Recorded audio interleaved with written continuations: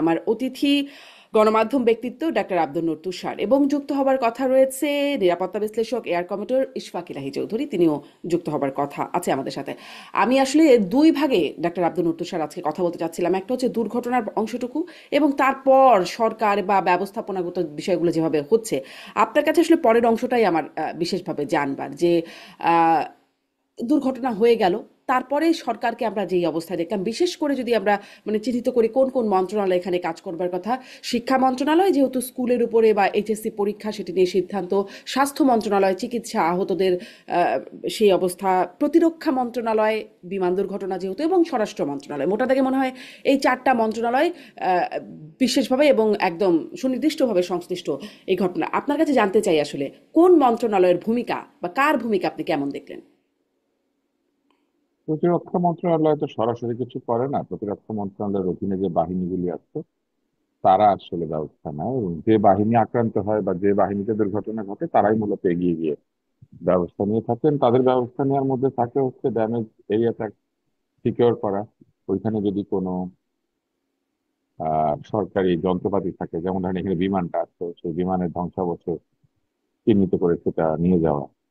তারপর যদি সেখানে কেউ আহত নিহত হন যিনি সরকারি কর্মচারী বা বাহিনী কর্মচারী, তাহলে তাদেরকে চিকিৎসা ব্যবস্থা করা, অথবা মৃত্যুবরণ করলে সেই মৃতদেহ উদ্ধার করা। এইসব হচ্ছে তাদের কাজ। আর এর পাশাপাশি পরবর্তীতে তারা যদি কেউ ক্ষতিপূরণ প্রাপ্তির ব্যাপার থাকে, দাপ্তরিক বিষয়গুলো থাকে, সেগুলো তারা করে থাকেন। স্বাস্থ্য মন্ত্রণালয় মূলত এই জায়গাতে চিকিৎসার দায়িত্বটি পালন করার কথা, কারণ যারা পুড়ে গেছেন, দগ্ধ হয়েছেন, বা যারা মৃত্যুবরণ করেছেন তাদের পোস্টমর্টেম, তাদের চিকিৎসা, তাদের বার্ন ম্যানেজমেন্ট, তাদের অন্যান্য যেসব অসুবিধা হয়েছে সেগুলি স্বাস্থ্য মন্ত্রণালয়ের অধীনে।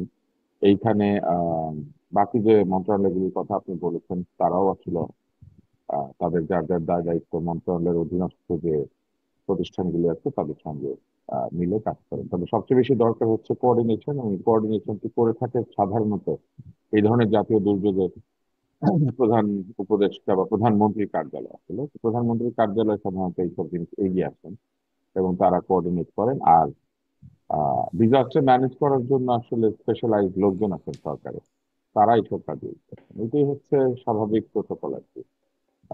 এইখানে ধরেন কিছুটা আপনি যেটা বলেছেন শিক্ষা মন্ত্রণালয়ের বিষয় আছে, কারণ এটা পড়েছে হুম। একটা স্কুলের উপরে, কলেজের উপরে, এবং সেটা শিক্ষা মন্ত্রণালয়ের আহ, দায়িত্বের মধ্যে পড়ে।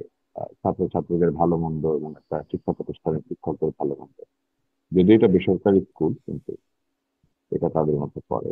আর আরেকটি বিষয় আছে, এটি ঘটেছে ঢাকা সিটি কর্পোরেশনের অধীনস্থ এলাকায়।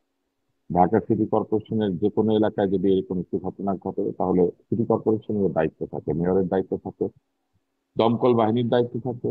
দমকল বাহিনী সেখানে যান, ফায়ার রেস্কিউ করতে যান। আমি লক্ষ্য করেছি যে সিটি কর্পোরেশনের মেয়রের চেহারা আমি দেখি না। উনি কোথায় আছেন আমি ঠিক জানি না, সিটি কর্পোরেশনে ওখানে গিয়েছিলেন কিনা। আমি মেয়রের চেহারা কোথাও দেখতে পাই না। এই মেয়র তো এমনিতেই তদবির প্রাপ্ত মেয়র, তদবিরে উনি হুম। বসেছেন ওইখানে। প্রশাসক। তার না, উনি মানে প্রশাসক মানে কি, মেয়রের দায়িত্ব প্রাপ্ত প্রশাসক। হুম।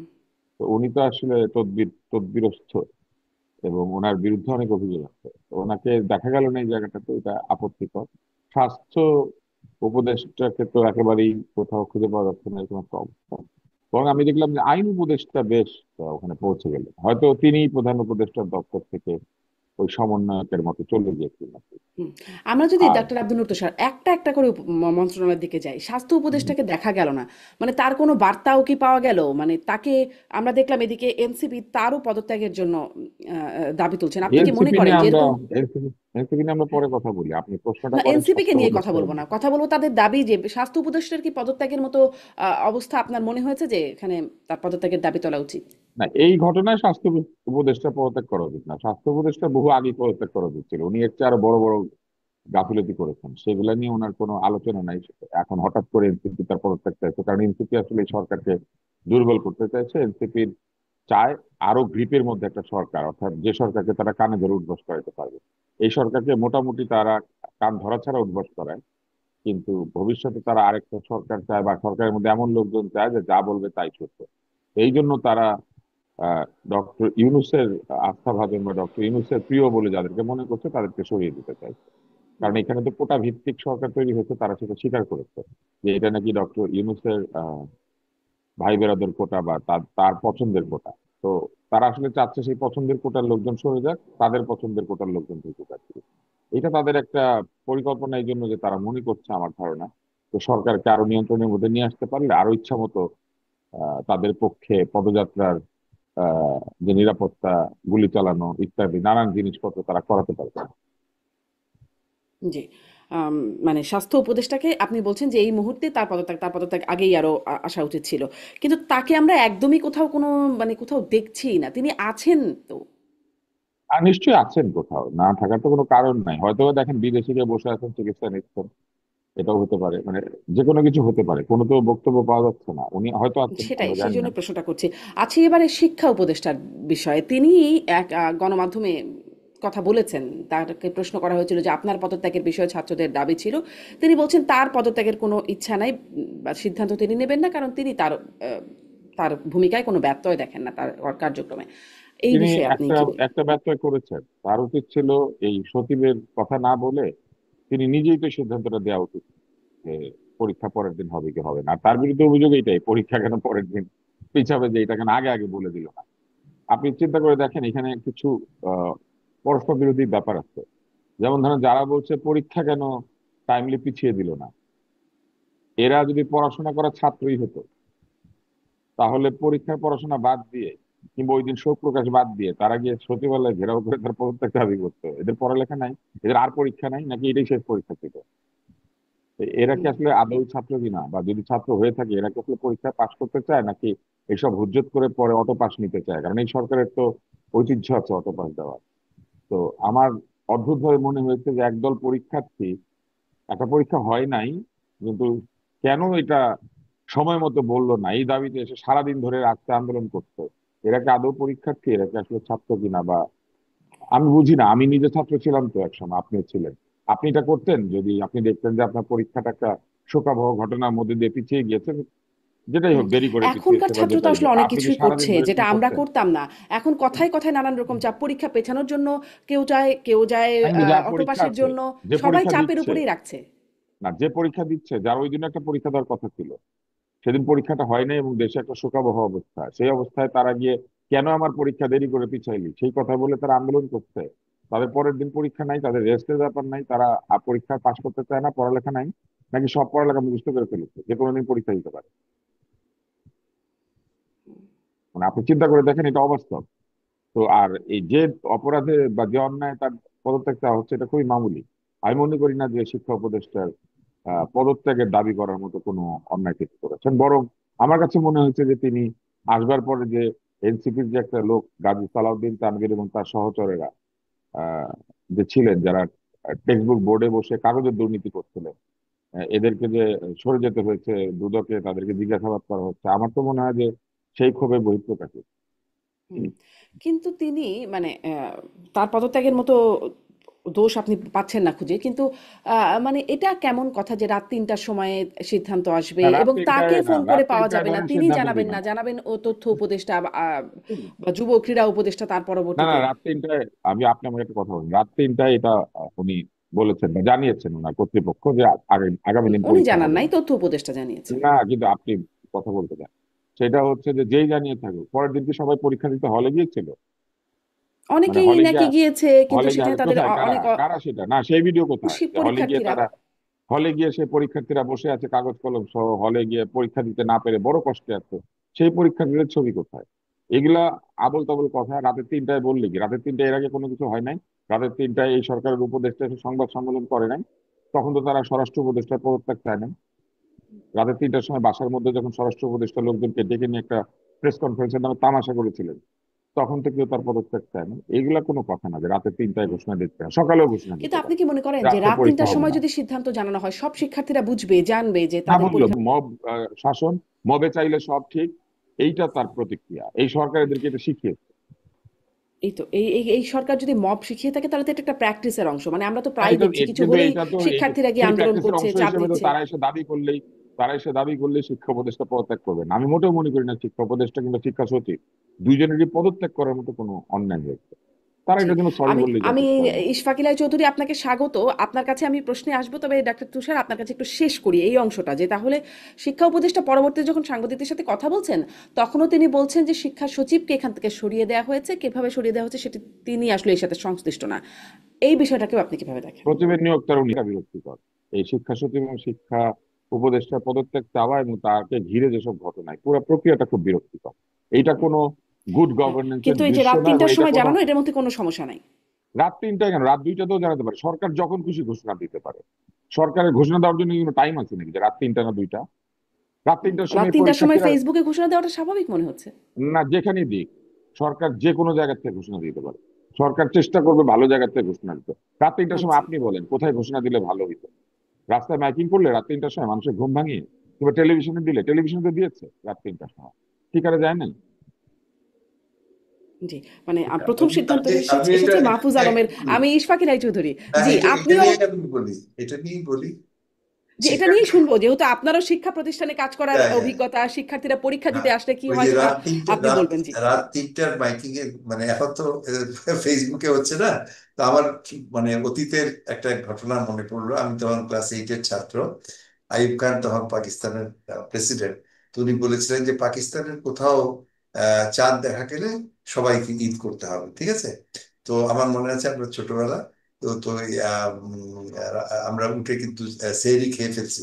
তারপরে মাইকিং হচ্ছে যে পেশাওয়ারের চাঁদ দেখা গেছে। If you see the geography, Peshawar তো আমাদের পশ্চিম। পেশাওয়ারের চাঁদ দেখা গেছে, আগামীকাল ঈদ হবে। তো ওইটা রাত, একটা মফস্বল শহরে রাত 3টার সময় মাইকিং। তো পরের দিন আমার আব্বা পুলিশ অফিসার ছিলেন। তো পুলিশের, ওনাকে তো যেতেই হবে। আর এসডিও সাহেব আর ইয়ে 10-12 জন লোক জোগাড় করে আমরা নামাজ পড়লাম, কারণ তার মানে তো সরকারের আদেশ মানা হবে না। তো এইটা এটা আমার আমাদের, আব্বা এই গল্পটা বলে। হ্যাঁ, এটা কিন্তু আমার আব্বা এই গল্পটা বলেন যে, আচ্ছা। তো আমরা কিন্তু, আমি কিন্তু উইটনেস টু ইট। আমি তখন ক্লাস 7-এ পড়ি। তো এই ধরনের দিস শোজ দ্য অ্যাকচুয়ালি আজকের এই একবিংশ শতাব্দীতে, ইয়েস, রাত 3টার সময় যদি ডিসিশন হয়, মানে আমি বলবো যে আম, এটা পুয়ার গভর্নেন্স তো বটেই। আর কিন্তু ছাত্রদের রিয়াকশন, এটা তো আমাদের ফসল। এসি ছাত্ররা যে সচিবালয়ে প্রথম ঢুকলো কখন, ওই যে ক্লাস 8 আর 9-এর ছেলেকলা গিয়ে ঢুকে তারা দাবি আদায় করে অটো প্রমোশন নিয়ে আসলো, ইউসি। এবং এই তারপর থেকে যে কত অর্গানাইজেশন যে সচিবালয় ভেঙে ঢুকছে, ও রাস্তা, যমুনার রাস্তা দখল করে, বা আমাদের এই যে আর্ট কলেজের বিশ্ববিদ্যালয় করার জন্য ঢাকার একটা রাজধানীতে যে কি নাগরিক দুর্ভোগ আমরা ইয়ে করছি। এরপরে কোনো বিদেশি আসবে বাংলাদেশে ইনভেস্ট করতে? আমার তো মনে হয় পাগলও আসবে না। আমরা actually we are now witnessing some unprecedented governance issue in Bangladesh. আমি আমার ইউনিভার্সিটি, আমি এখন ইস্ট ওয়েস্টে আছি, বিশ্বাস করেন, অত্যন্ত আপনার ফ্রন্ট লাইনের তারা যোদ্ধা ছিল। এবং রামপুরা টিভি এগুলাতে তারা ব্লক করে তারা অনেক কিছু করেছে, কিন্তু আজকে তারা one of the most frustrated, desperate তারা। আমরা কিন্তু 13 তারিখে, 13 আগস্টে আমরা বাংলাদেশ জাতীয় সঙ্গীত গেয়ে, ওই মুক্তির ও সংগ্রাম ইয়ে যত গান টান গেয়ে আমরা কিন্তু সব ক্লাসে চলে আসছি। তারপরে ক্লাস হয়েছে, পরীক্ষা হচ্ছে, নতুন আরেকটা সেমিস্টার, সেখানে অ্যাডমিশন টেস্ট হচ্ছে, বা ইয়ে অনুষ্ঠান, রবীন্দ্র জয়ন্তী হচ্ছে, মানে এভরিথিং ইজ রানিং নর্মাল। এবং তারা বলে যে এই লোকগুলো আমাদেরকে, তাদেরকে এখন ঢুকতেই দিবে না। তাদের কথা হচ্ছে আমরা এদেরকে ঢুকতে দিব না, আমাদের শিক্ষা ইয়ে কিন্তু আমরা চালিয়ে যাবো। এবং সত্যি মানে আমাদের তার পাশে ব্র্যাকেট, এখান থেকে কিভাবে দেখেন, আস্তে আস্তে আস্তে আস্তে ফিল্ডটা কিন্তু অন্যদিকে চলে গেছে। এখন শুধু I mean, it becomes highly political for me to say, but whole thing is now মানে either it is without direction or it is going in the wrong direction. এবং সেগুলোর প্রতিফলন এই যে আপনার অ্যাক্সিডেন্টের পরে যে রেসপন্স যেগুলো হলো, সেগুলো সবখানেই আমাদের অব্যবস্থা এবং ইয়ে মানে চরম। জি, আপনি বলছেন ছাত্র উপদেষ্টাদের, মানে ছাত্র নেতাদের কথা, তাদের কথা এখন আর আসবে না, যারা আসলে গণ অভ্যুত্থানে ছিলেন, এবং গণ অভ্যুত্থানে যারা ছাত্রদের পাশে বা ছাত্রদের পক্ষে যারা তখন ছিলেন। আমি ডাক্তার তুষারকে একটু শুনি এখানে, যে তখন আমরা দেখেছি ডক্টর আসিফ নজরুল, বর্তমান আইন উপদেষ্টা, তারা ছিলেন আন্দোলনকারীদের পাশে, এখন তারা দায়িত্বশীল ক্ষমতাসীনদের পাশে। তখন আসলে তারা তারা দাঁড়িয়ে যেরকম স্লোগান দিতেন, এখন তাদেরকে দেখে ছাত্রদের মধ্য থেকে ভুয়া ভুয়া স্লোগান আসছে, মাইলস্টোনের কথা বলছে, এবং তারা 9 ঘন্টা সেখানে অবরুদ্ধ ছিলেন, 2 দফা বের হবার চেষ্টা করেছেন, বের হতে পারেন নাই। উম, এই বিষয়টা আসলে কেমন মনে হয় যে মানে 1 বছরের মাথায় এই উল্টে গেল সরকার কিনা? যখন এই জি। সরকার যখন ক্ষমতা এসেছেন, এসেই তারা যেটা করেছেন, তারা এই ছাত্রদের একটি পক্ষকে প্রবলভাবে মাথায় তুলে তোষণ করেছে। আমাদের বাবা মার কথা যদি চিন্তা করেন, বা অভিভাবকদের কথা বা শিক্ষকদের কথা, তারা আমাদেরকে একবেলা আইসক্রিম খেতে দিলে দ্বিতীয় বেলা কিন্তু দেন নাই। ঠান্ডার দিনে বলেছেন যে আইসক্রিম খেলে ঠান্ডা লাগবে, খাবে না। আমরা যদি পরীক্ষার আগে উল্টাপাল্টা খাওয়া দাওয়া করার চেষ্টা করার সঙ্গে থাকতে হবে, মেটিকুলাস ডিজাইন করেছে, তারপরে মাস্টার মাইন্ড আছে, এগুলা বলেছে, এবং সারাক্ষণ মাথায় হাত বুলিয়েছে, পিঠে হাত বুলিয়েছে, বুলিয়ে এমন একটা অবস্থা করেছে যে এখন ওরা যাই চায় মনে করে যে এইটাই তাদের পেতে হবে, এটা দিতেই হবে তাদেরকে। তারা তাদের যে কোনো ন্যায় অন্যায় ন্যায্য অন্যায্য যে কোনো দাবিকে মনে করে যে এটা একটা নির্দেশ, এবং সেই নির্দেশ তামিল করতে সরকার, রাষ্ট্র, প্রশাসন সবাই বাধ্য। কেউই এই ধরনের কোনো অন্যায্য আদেশ নির্দেশ অনুরোধ উপরোধ মানতে বাধ্য না। এখানে যা কিছু ন্যায়সঙ্গত, যা কিছু বাংলাদেশের জন্য ভালো, সেইটা করতে হবে। সেটা যদি যে কেউ এসে চায়, তো সেখানে মাথা নেড়ে তাদেরকে হ্যাঁ ভাই, হ্যাঁ ভাইয়া, ঠিক ভাইয়া, জি ভাইয়া বলার যে সংস্কৃতি তৈরি করা হয়েছে, এটা এই সরকার করেছে। এবং করার ফলে যে ঘটনাটা ঘটার কথা ছিল সেটাই ঘটেছে। আমরা যখন তখন কথা বলেছি যে আমাদের ভালো চায় না। এখন যখন আবার কথা বলছি, এখন বলবে কি জানেন? এখন বলবে না, এখনো আমাদের ভালো চায় না, এখন সরকারের ভালো চায়। ঘটনাটা সেইটা না, এই পুরো পরিস্থিতিটা ঘটতে দেওয়া হয়েছে। এবং এখন তারা যে কোনো দাবি দাওয়া নিয়ে তারা হাজির হয়ে যাচ্ছেন, এবং তারা বলার চেষ্টা করছেন আমাদের কথা না শুনলে তুমি চলে যাও, আমরা আরেকজনকে বসাই দিব। দেশ তো ছেলে খেলা করার জিনিস না। আপনি ছেলে হইতে পারেন, হাতে মোয়া নিয়ে ঘুরতে পারেন, কিন্তু দেশ তো কারোর মোয়া না যে এটা সে হাতে নিয়ে ঘুরবে। দেশ কিন্তু বাংলাদেশের সবার। এইখানে একজন যেমন পরীক্ষা দিতে না পারলে তার মন খারাপ হয়, আরেকজন আহ সে যদি তার চাকরিতে ঠিক মতো যেতে না পারে তার মন খারাপ হয়, আরেকজন যদি রাস্তায় এইসব কারণে আটকে থেকে হাতে ক্যানুলা নিয়ে হেঁটে যেতে হয়, তারও মন খারাপ হয়। ফলে কারোই কোনো অধিকার নেই অন্যের জীবনযাত্রাকে বিপর্যস্ত করা। এবং সেই বিপর্যস্ত করার প্রক্রিয়া তারা করেছেন, যেখানে সেখানে গিয়ে পদযাত্রা শুরু করে দিয়ে যেমন তেমন জায়গাতে নিরাপত্তা হুমকি ঝুঁকি তৈরি করে তারা মানুষজনকে রাস্তায় আটকে রেখে, আমরা দেখেছি ক্যানুলা হাতে লাগানো রোগী ক্যানুলা হাতে দিয়ে হেঁটে চলে যাচ্ছে, কারণ যেতে পারছে না, বন্ধ। আমরা দেখেছি নিরাপত্তার নামে কোটি কোটি টাকা রাষ্ট্রে খরচ করা হচ্ছে। এত ফেসবুক আছে, এত কিছু আছে, কই? তখন তো এরকম পদযাত্রা করার দরকার হয়নি, হঠাৎ তাদের পদযাত্রার ভূত মাথায় চাপলো কেন? চেপেছে কারণ তারা আসলে মূলত তাদের ক্ষমতার প্রদর্শনী করতে চাইছেন, তারা দেখাতে জি। চাইছেন যে তারা এই সবকিছু ক্ষমতা নিয়ন্ত্রণ প্রদর্শনের সাথে করেন। আমি কি একটা প্রশ্ন একটু আপনাকে যোগ এবং এই করব এই ডাক্তার? ক্ষমতার প্রদর্শনী হচ্ছে রাজনীতি। যখন এই এই আন্দোলন হয়েছিল ও গণ অভ্যুত্থান হয়েছিল, তখন আমরা একটা সুশাসন চেয়েছিলাম।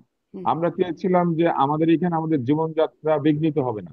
আগে যেমন লোকজন ভিআইপি ভিভিআইপি আমাদের জীবন বিঘ্নিত করতো, সেটা করবে না।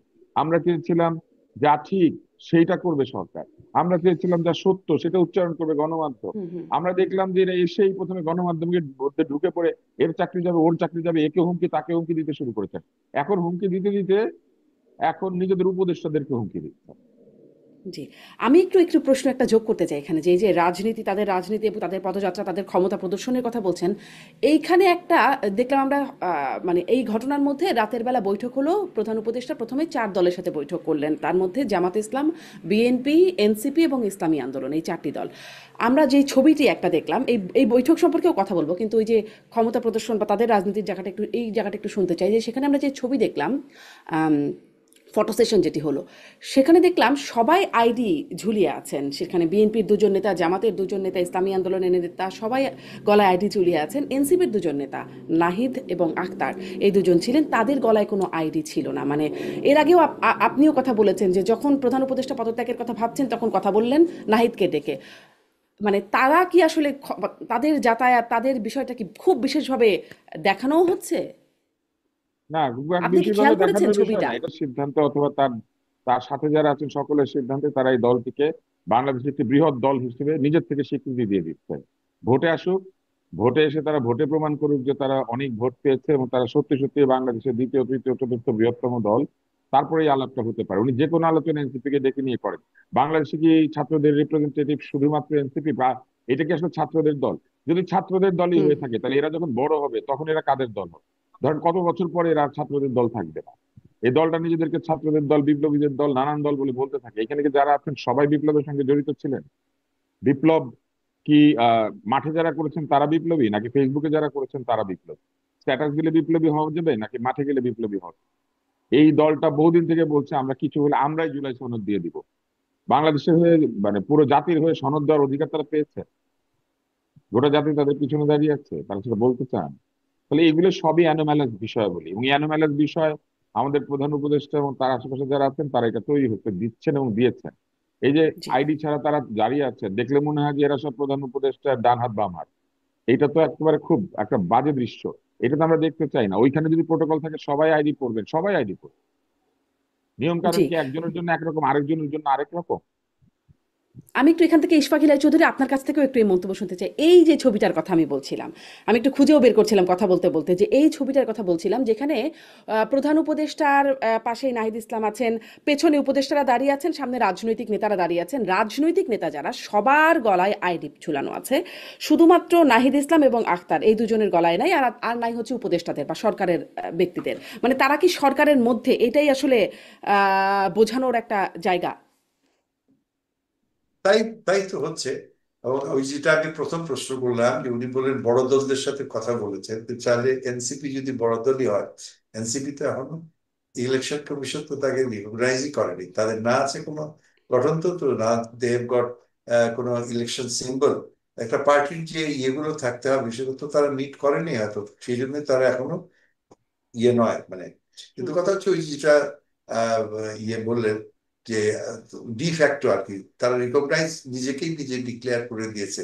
তো, দেখেন আপনার ওই দিক কুমিল্লা চিটাং থেকে আসার সময় তাদেরকে আর্মার্ড কার, তারপরে সোয়াট টিম, বাংলাদেশের নিরাপত্তার যত ওই ইয়ে ছিল, অর্গানস ছিল, র্যাব ট্যাব সব পাহারা দিয়ে আনা হয়েছে। এত পাহারা তো ওই উপদেষ্টারাও কোনোদিন পায়নি। তো এখন জি দিস ইজ দ্য রিয়েলিটি আর কি।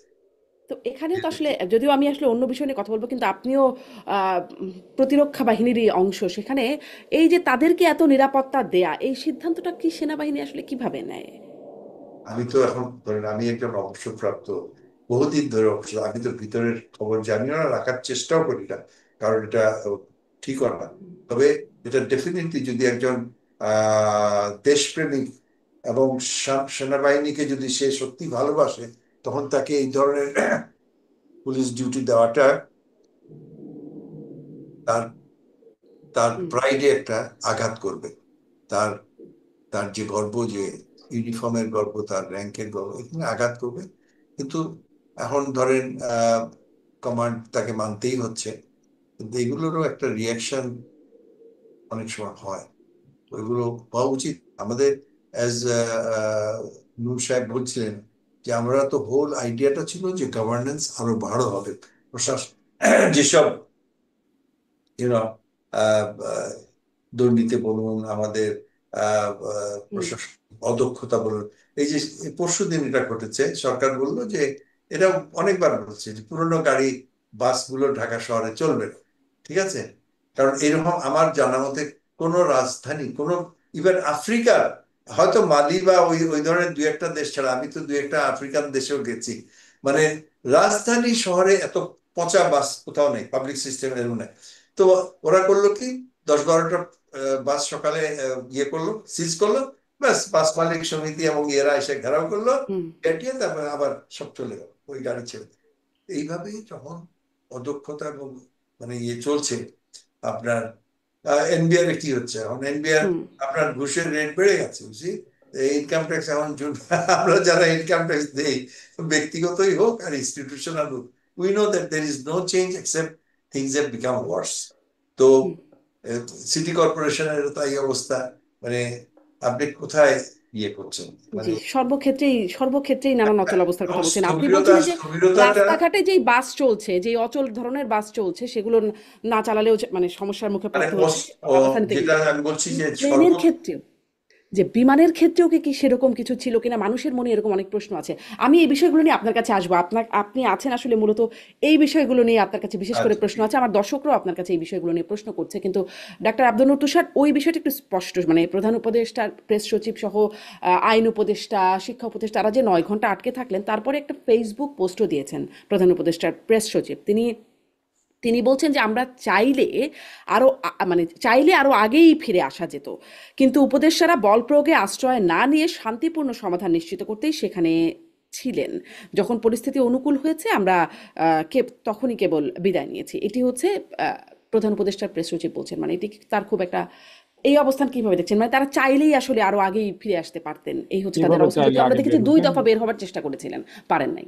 না, চাইলে কিভাবে বেরোতে পারতেন? আপনি বরং ওনাকে ডাকেন আপনার অনুষ্ঠানে, ডেকে জিজ্ঞেস করেন যে চাইলে আপনি বেরোয় আসতে পারলে ভিতরে বসে বসে কি করছিলেন, ভেরেন্ডা ভাজিতে ছিলেন?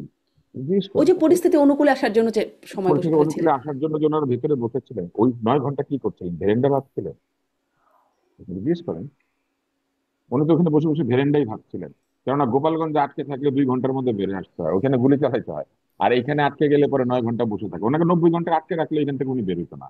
90 ঘন্টা ওখানে বসে থাকতো, ভেরেন্ডা ভাবতো। কারণ উনি তো এটাকে প্রেশার গ্রুপ বলেছে।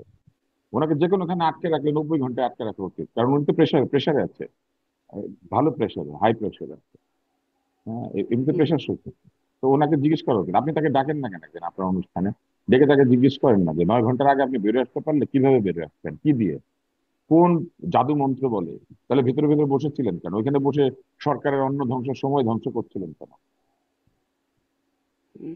মানে 9 ঘন্টা পরেও এসেছেন নিরাপত্তা বাহিনীর সহায়তায়, যেটা দেখেছি। যে সহায়তায় বেরো, ওনারা তো নিরাপত্তা বাহিনীর সহায়তা ছাড়া এখন কোথাও যাইতে পারে না। ওনাদের যে রাজনৈতিক দলটা বানিয়েছেন, তারা তো, তাদের প্রতীক হওয়া উচিত এপিসি, পার্সোনাল ক্যারিয়ার। তারা এই প্রতীকের জন্য আন্দোলন করতে পারেন, কারণ মানুষ এই প্রতীকের সঙ্গে তাদেরকে যুক্ত করে ফেলেছে। জি, আমি আরেকটু আসলে এই এই এই বিষয়টা নিয়ে আরেকটু কথা বলবো। আমার দর্শকরা যে প্রশ্নগুলো করছেন, আমি ইশফাক ইলাহি চৌধুরী, আপনার কাছে বিমান হামলা, আলী আকবর নামের একজন লিখছেন, বিমান হামলা পরিকল্পিত না হলে দরজার সামনে পড়বে কেন? এটা না হলে লাশ গুম করা হবে কেন? মানে মানুষের মনে এই প্রশ্নগুলো আসছে, আপনি কি বলবেন এই প্রশ্নগুলো নিয়ে? এটা বিমান আমাকে জিজ্ঞেস হামলা, করছেন? বিমান হামলা ইশফাক তো, ইলাহি চৌধুরী, জি। বিমান, না এই ব্যাপারে আমি একদম নির্মোহভাবে বলছি যে এটা তো একটা দুর্ঘটনা। দুর্ঘটনা হয়েছে। কেউ তো, পাইলট তো নিজে, এটা কামিকাজি পাইলট না যে আমি স্কুলের উপরে গিয়ে পড়ে আমার নিজের আত্মাহুতি দিচ্ছি বলে, তা তো না। এয়ারক্রাফটটা টেক অফ করেছে, টেক অফ করে ইট ডেভেলপ, এটা একটা টেকনিক্যাল সমস্যার সমাধান হয়েছে। He wanted to come back and land to save this aircraft and all. তা কিন্তু সেই যে আহ, যতটুকু যাওয়ার কথা ছিল তার আগেই সে পড়ে গেছে, এবং এয়ারক্রাফটটা ওই দুর্ভাগ্যবশত স্কুলে পড়েছে। ওখানে কিন্তু আপনার ওই স্কুলটা যদি আপনি ম্যাপে দেখেন, ওটা একদম এয়ারপোর্টের মানে গ্লাইড পাথের উপরে। আমরা যে এয়ারপোর্টে যখন ল্যান্ড করে বা টেক অফ করে, সবাই কিন্তু ওই স্কুলের উপর দিয়ে যায়। এবং গত 20 বছর আমাদের এই এয়ারপোর্ট চালু হয়েছে 1980 সাল থেকে, রাইট? 1980 সাল থেকে আজকে এই গত কত বছর হলো, 80 থেকে 2025, এই এত বছর, 30-40 বছর ধরে কিন্তু এইভাবেই চলছে এবং এখনো চলছে। এখনো এই মুহূর্তে স্কুলের উপর দিয়ে যাচ্ছে, আসতেছে, প্ল্যান করতেছে। বা আমাদের এদিকে বাড়িধারা বলেন, নিকুঞ্জ বলেন, গুলশানের উপর দিয়ে তো ফ্লাইট গুলো যাচ্ছে। যখন এই এয়ারপোর্ট ডিজাইন হয়েছিল তখন তো এই এত বসতি ছিল না। এই হোল আপনার বিয়ন্ড ক্যান্টনমেন্ট বা এই গুলশানও তখন, গুলশান বনানীও খুবই বিরল ছিল আর কি, জনবিরল হুম। এলাকা। কিন্তু এখন হয়ে গেছে ঘনবসতি। যেটা আমরা বারবার, আমি যখন এয়ারফোর্সে ছিলাম, আমরা বারবার সরকারকে বলেছি যে এই এয়ারপোর্ট যদি দিনকে দিন এটা আরো বেশি বিজি হয়ে যাচ্ছে, তো আমরা হয় এয়ারফোর্স একটা আলাদা ঘাঁটি করুক ঢাকাতে। ঢাকা, কারণ you see remember this thing, যে ঢাকা হচ্ছে আমাদের সেন্টার অফ গ্রেভিটি, আমাদের হুম। রাজধানী, এবং একমাত্র ঢাকাতেই আমাদের রিয়েল ফাইটার্স আছে। হ্যাঁ, তো এখন এই ঢাকাতে যদি না থাকতে হয় তো ঢাকার আশেপাশে থাকতে হবে। আশেপাশে আমরা শ্রীপুর, ঘাটাইল, আপনার ইভেন এই যে বাম দিকে আপনার শ্রীনগর, যেখানে যে আড়িয়ল বিল এলাকা, একটু কম বসতিপূর্ণ যেসব জায়গায়। কারণ বাংলাদেশে একটা এয়ারফিল্ড করতে গেলে সব থেকে বড় প্রবলেম হবে যে জমি অধিগ্রহণ করা, এত ঘনবসতি, সেগুলো সম্ভব হয়নি। সরকারের কাছে অনেকবার এগুলো সার্ভে হয়েছে। একবার তো প্রায় ফিক্সড হয়ে গিয়েছিল যে আমরা এই আড়িয়ল বিলে যাব, ওখানে ইন্টারন্যাশনাল এয়ারপোর্ট করার কথা ছিল। কিন্তু এই স্থানীয়রা আন্দোলন করলো, আন্দোলন করে পুলিশের গুলি হলো, একজন দুজন মারা গেল, সরকার বললো যাও, এখানে আমরা করবো না। এইটাকেই আমরা আরো ওই যে থার্ড টার্মিনাল বানানো হলো, কিন্তু কথা টার্মিনাল বানালেন, কিন্তু আমার এই এয়ারপোর্টে তো মাত্র একটা runway. You see it is not an international standard international airport. এখানে যদি মনে করেন আপনার একটা এয়ারক্রাফটে যদি টায়ার বাস্ট হয় ল্যান্ড হুম, করতে গিয়ে, এবং এয়ারপোর্ট যদি রানওয়ের উপরে আটকা পড়ে, তাহলে যে বাকিরা এয়ারক্রাফট থাকবে, হয় তাদেরকে চিটাগাং যেতে হবে, না হয় কলকাতা যেতে হবে, না হয় সিলেট যেতে হবে। দিস ইন্টারন্যাশনাল এয়ারপোর্ট এটা নয় ওই অফ দ্যাট স্ট্যান্ডার্ড, এবং কোনো জায়গাও নেই। আপনি করবেনটা, এই যে এয়ারক্রাফটটা যেটা হলো, এটা খুবই দুঃখজনক। ধরেন এটা এটা যদি ওই স্কুলে না পড়ে ডানে, এখানে ঠিক এইরকম জায়গায় কিন্তু আজকে থেকে প্রায় 25 বছর আগে একটা ফোকার ফ্রেন্ডশিপ, যেখানে আমি নামটা বলি, মহিলা ক্যাপ্টেন ছিলেন, হুম। রোকসানা পারভিন। বের করেন। রোকসানা, হ্যাঁ, রোকসান, ক্যাপ্টেন রোকসান, রোকসানা। ইয়েস। তখন কিন্তু এগুলো সব জলাভূমি ছিল। ওই প্লেনটা আপনার রাত্রিবেলা ঝড় বৃষ্টি হচ্ছিল, বৃষ্টিতে ওখানে ডুবে গেছে, এবং সব মারা গেছে, প্যাসেঞ্জার মারা গেছে আমাদের। কিন্তু এখন ওই ওই ডোবা নাই, সব আপনার বিল্ট আপ এরিয়া হয়েছে, এবং অনেক হাই রাইজ এই তাহলে রাজু। কি আসলে সেই আরিয়াল বিলে হবার যে সিদ্ধান্তটা হচ্ছিল সেটি আসলে খুব মানে যৌক্তিক বা অ্যাবসলিউটলি উপযুক্ত একটা সিদ্ধান্ত ছিল? অত্যন্ত সেই উপযুক্ত। সময় স্থানীয় এবং তখন বিএনপি আর কি সংসদে ছিলেন, আমার মনে পড়ে যে তখন তৎকালীন প্রধানমন্ত্রী বলেছিলেন যে বিরোধী দলের দাবি মেনে নিলাম, একরকম আমি খুশির জানি না সাথে। কারা দাবি করেছে, স্থানীয় ওখানে বড় বড় আপনার মাছের ঘের আছে, হ্যাঁ, ওখানে হুম, কিছু প্রভাবশালী লোকরা এগুলো কন্ট্রোল করে, তারাই এইসব অর্গানাইজ করেছে। কিন্তু আমাদের প্ল্যান ছিল এত সুন্দর একটা রানওয়ে হতো, আপনার ওই ওয়াটার বডি রেখে, ওয়াটার বডিকে অ্যাকচুয়ালি আরো সুন্দর করে, ওয়াটার বডি থাকতো, আপনার মাছও থাকতো, ওখানে রিসর্ট হতে পারতো, ওখানে হোটেল হতে জি, পারতো। মানে এবং সেটি একটা খুব একসাথে ভালো প্ল্যান সিদ্ধান্ত ছিল ছিল যে বলছেন। মেট্রো রেল ইশফাক ইলাহি দিয়ে। চৌধুরী, একটু সংক্ষেপে আরেকটু শুনতে চাই যে সেটি একটি ভালো সিদ্ধান্ত, মানে দুটোই সিদ্ধান্ত নিয়ে তৎকালীন সরকারের, কারণ সেই রেস তো এখনো চলছে। এই একটা সিদ্ধান্ত যে আরিয়ল বিলে হবার সিদ্ধান্তটা হলে খুব সঠিক বা যৌক্তিক ছিল বলছেন আপনি, আর একটা হচ্ছে যে আরেকটা এই যে সিদ্ধান্ত আমি, বিমানগুলো কেনার যে সিদ্ধান্ত, ওকে ওকে, বিমানের কথা আমি বলি। 36টি বিমান, জি। আমাদের প্ল্যান ছিল, দেখেন, আমি তখন ডাইরেক্টর এয়ার ডিফেন্স ছিলাম। 98-এর দিকে আমরা 8টা MiG-29 কিনলাম, ওকে। তো কথা ছিল এই 8টা MiG-29, তারপরে আরো 8টা কিনে একটা স্কোয়াড্রন হবে, তারপরে MiG-29 আরো উন্নত ভার্সন, এবং তারপরে কন্টিনিউয়াস। কিন্তু তখন বলা হলো যে এই এয়ারক্রাফট এত সফিস্টিকেটেড, বাংলাদেশে এটা চালাতে পারবে না, এটা মেনটেনেন্স করতে পারবে না, এটা 1 মিনিটে বাংলাদেশের আকাশ সীমা, নানান ধরনের অদ্ভুত কথাবার্তা। কিন্তু দেখেন আজকে পর্যন্ত ওই 8টা এয়ারক্রাফট, এখনো 8টা এয়ারক্রাফট আছে, ইউসি। হয়তো মাঝে মাঝে আনসার্ভিসেবল থাকে, বা 6টা 7টা 5 4টা 5টা সবসময় থাকে। একটা accident, by the grace of God almighty, একটা অ্যাক্সিডেন্টও হয়নি। কিন্তু ওই 8টার পর থেকে আজ পর্যন্ত কোনো আধুনিক বিমান কেনা হয়নি। হ্যাঁ, F7 গুলো আমরা 1980 সাল থেকে অপারেট করছি। তবে F7 গুলোর উন্নয়ন হয়েছে। F7 প্রথম জেনারেশনে যে F7 কেনা হয়েছিল, পরের দিকে F7 যেটা, এটা ক্র্যাশ করলো, F7B, বাংলাদেশের জন্য তারা একটা স্পেশাল ইয়ে করেছিল। অ্যারোডাইনামিক্স এ কিছু চেঞ্জ হয়েছে, এভিয়নিক্স এ ওয়েস্টার্ন এভিয়নিক্স লাগানো হয়েছে, রেডার লাগানো হয়েছে, এবং it is an upgraded version. So well, against, মানে it can still operate for other 10-15 years, কারণ একটা এয়ারক্রাফটের একটা লাইফ সাইকেল থাকে হুম। সাধারণত 25 থেকে 30 বছর। অ্যাবসলিউটলি, আপনি যদি প্রপার মেনটেনেন্স করেন কোনো অসুবিধা নেই। কিন্তু একটা টাইম আসে, ধরুন আপনি এটা তো একটা জেনারেশনের আগের জেনারেশন, এরপরে কয়েকটা ভার্সন এসে গেছে। এখন F-16, F-16 is also old now, F-35, Rafale, you know, Russian Sukhoi, এগুলো these are the aircraft, Chinese J-10, J-11। তো এগুলো বারবার এয়ারফোর্স থেকে কিন্তু প্রপোজাল গেছে, কিন্তু আনফর্চুনেটলি, আমি এটা আর অন্যান্য চ্যানেলেও বলেছি যে 3টা বাহিনীর মধ্যে আমি একদম ডিসপ্যাশনেটলি বলছি যে এয়ারফোর্স হয়তো তার কেসটা ওইরকম স্ট্রং ভাবে দেয়নি।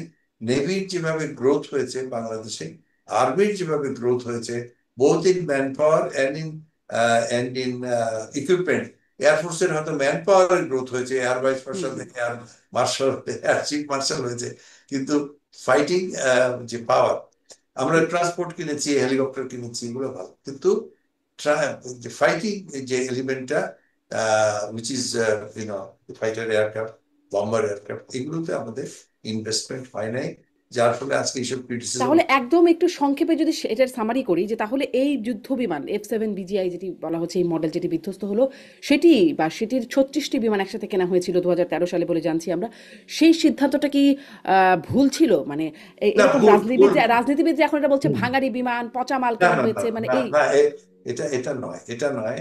কখনোই ওই ভাঙ্গারি কেউ বানায়ও না কেউ।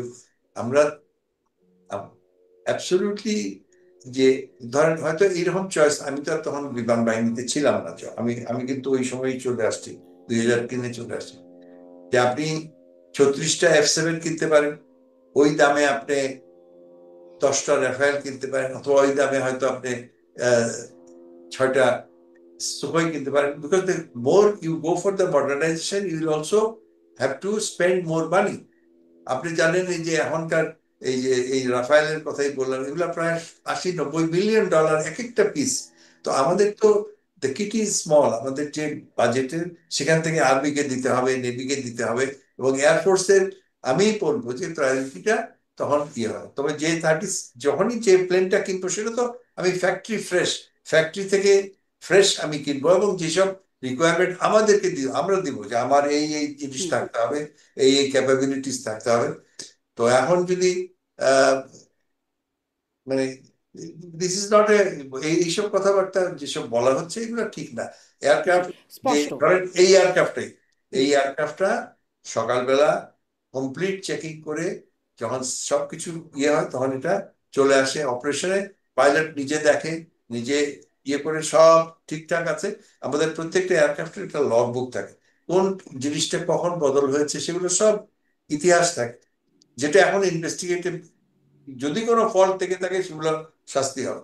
তারপরে এই এয়ারক্রাফটটা টেক অফ করে। কিন্তু তারপরেও দেখেন পৃথিবীতে এই যে সেদিন আহমেদাবাদে হলো, বা তার আগে একটা সিরিজ অফ, মনে আছে বোয়িং, বোয়িং এর 7 জি। 727 or সামথিং, মানে একের পর এক অ্যাক্সিডেন্ট হচ্ছিল। পরে তারা দেখলো যে এটা সেভেন থ্রি একটা সেভেন সমস্যা বোয়িং এর। তো তারপরে সারা পৃথিবীর ওই এয়ারক্রাফট গুলো গ্রাউন্ড করে ওটা চেঞ্জ করে। দেখো এগুলো তো হতে পারে, হতে জি, পারে। দুর্ঘটনা হতেই পারে, জি। তবে স্পষ্ট, আমি মানে আমি ওই এটা ভাঙাড়ি আবার বা পচা শেষ মাল করার এগুলো আগে, বলবার খুব সুযোগ নেই। আমি বলে নিই যে আমাদের প্রশ্ন করা উচিত, ওই কেউ প্রশ্ন করছে না যে এই স্কুলটা যে ওখানে হলো, এই স্কুলটা এই লাইনে একদম মানে জিরো লাইনে যে স্কুলটা হলো, এটার পারমিশন ছিল কিনা, এবং এইটার কি কত তলা পর্যন্ত ছিল বা কি ধরনের, এবং আরো যেটা হচ্ছে সেগুলো নিয়েও সাবধান হতে হবে। অনেকে করে কি, হয়তো 10 তলার পারমিশন আছে, 16 তলা বানায় ফেলছে, হয়তো জি। 4 তলার পারমিশন নিয়েছে ঠিকই, জি। পরে আস্তে করে আরো 2 তলা বানাইছে, কোনো ইন্সপেকশন নেই, কোনো জনাব ইন্সপেক্টর ইশফাক নেই। ইলাহি চৌধুরী, একদম স্পষ্ট আপনার বক্তব্য, কিন্তু যখনই কোনো এরকম দুর্ঘটনা ঘটে তখনই আমরা এটা নিয়ে কথা বলি যেখানে পারমিশন ছিল কিনা, এবং কোনো কিছুরই আসলে পারমিশন ছিল না, সেটা অগ্নি দুর্ঘটনা হোক বা যেরকম দুর্ঘটনাই হোক না কেন, কোথাওই আমাদের দেশে পারমিশন থাকে না। অতএব এই প্রশ্নটাও খুব, মানে একদমই সবখানেই প্রশ্ন করা যায় যে এই বাসার পারমিশন আছে কিনা, ওই বিল্ডিংয়ের পারমিশন আছে কিনা, 5 স্টার হোটেলের উপরতলা করা হলো তার পারমিশন আছে কিনা, সবখানে দেখা যাবে গোজামিল রয়ে গেছে। ডাক্তার আব্দুল নূর তুষার, এই মানে দুর্ঘটনা সম্পর্কেও যেই মানে নানান রকম কথা যে চলে আসছে, এই বিষয়গুলোকে আপনি কিভাবে দেখেন? এই সরকারের উপরে যে প্রভাব খাটান online activist, YouTuber Pinaki Bhattacharya, তিনি একটা পোস্ট করছেন, তিনি বলছেন সেনাপতিদের দুর্নীতি ও অবহেলার করুণ পরিণতি দেশের জন্য কতটা ভয়াবহ হয়, এই শিরোনামে বলছেন এটা ভুলে গেলে চলবে না যে সশস্ত্র বাহিনীর শীর্ষ কর্মকর্তাদের ক্ষমার অযোগ্য অবহেলার কারণে এই রাজধানীর ঢাকার মাইলস্টোন স্কুল অ্যান্ড কলেজের ভবনের উপর বিমান বাহিনীর একটি প্রশিক্ষণ বিমান বিধ্বস্ত হওয়ার মতো একটি মর্মান্তিক দুর্ঘটনা ঘটতে পেরেছে। সাধারণ জনগণের প্রতি তাদের কোনো অঙ্গীকার, শ্রদ্ধা কিংবা দরদ নেই। তিনি আরও বলছেন সশস্ত্র বাহিনীর তরুণ অফিসার সৈনিকদের প্রতিও এই সকল কর্মকর্তাদের কোনো দরদ বা দায়বদ্ধতা নেই। তিনি এটি বলছেন যে দুর্নীতি অযোগ্যতার কারণ। এটাকে আসলে আপনি কিভাবে মূল্যায়ন করছেন?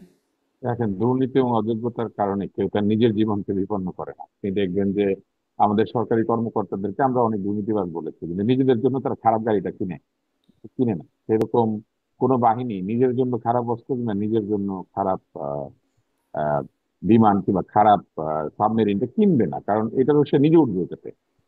কেউ দুর্নীতি করলে কোথায় করে জানেন? দুর্নীতি করে অন্যের ব্যবহার হবে সেই জায়গাতে করে যেখানে তার নিজের তেমন যেতে হয় না। যেমন ধরেন লোকজন সেতু কালভার্ট এগুলোর উপরে করে, নিজের সেই এলাকার না, অন্য এলাকার। তো সে করতে থাকে দুর্নীতি, কিংবা ধরেন এমন একটা জায়গাতে দুর্নীতি করে যেটা করলে পরে 20-25-50 বছর ধরা পড়বে না, কারণ যে দুর্নীতি করে সেও কি ধরা পড়তে চায়? মানে এগুলা হচ্ছে পপুলিস্ট রিমার্ক। এগুলা করলে পরে ফেসবুকে দ্রুত লাইক শেয়ার হয়, ভিউ হয়, এগুলা করলে ডলার আসে, পাউন্ড আসে, কি আসে জানি না। আমি তো মনিটাইজ না, আসলে আমি ব্যাপারটা বুঝতে পারি না। কিন্তু